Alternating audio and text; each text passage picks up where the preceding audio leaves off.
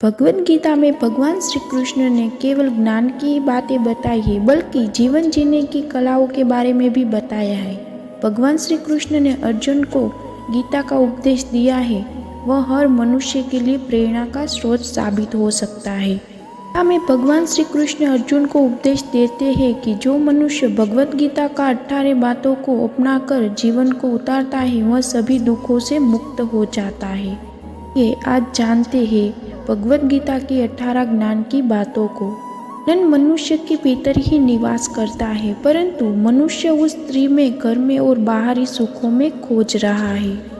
कृष्ण कहते हैं कि भगवान उपासना केवल शरीर से नहीं बल्कि मन से करनी चाहिए। भगवान का बंधन उन्हें प्रेम बंधन से बांधता है। मनुष्य की वासना ही उसके पूर्ण जन्म का कारण होती है।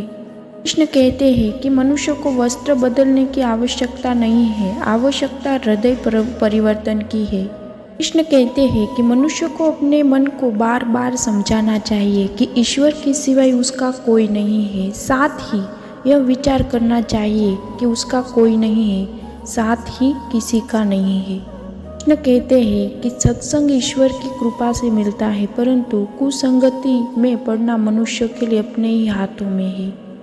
और ममता पाप के माता पिता है, साथ ही लोभ पाप का बाप है। कृष्ण कहते हैं कि स्त्री का धर्म है कि रोज तुलसी और पार्वती का पूजन करे। मनुष्य को अपने मन और बुद्धि पर विश्वास नहीं करना चाहिए, क्योंकि बार बार मनुष्य को दगा देते हैं। खुद को निर्दोष मानना बहुत बड़ा दोष है।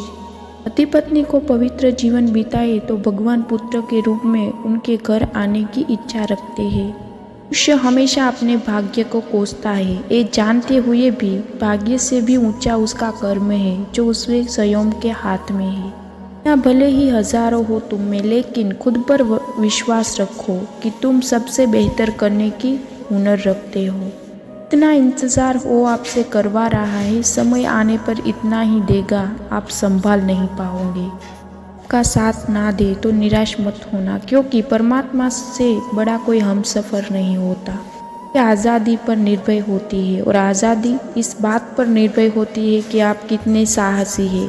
किसी की भूल के कारण कल का दिन दुख में बीता तो आज का दिन उसे व्यर्थ ना जाने दे। दूसरों का भला करने वाला मनुष्य को हमेशा कष्टों का सामना करना पड़ता है, क्योंकि हमेशा फल देने वाला वृक्ष ही पत्थर की मार सहन करता है।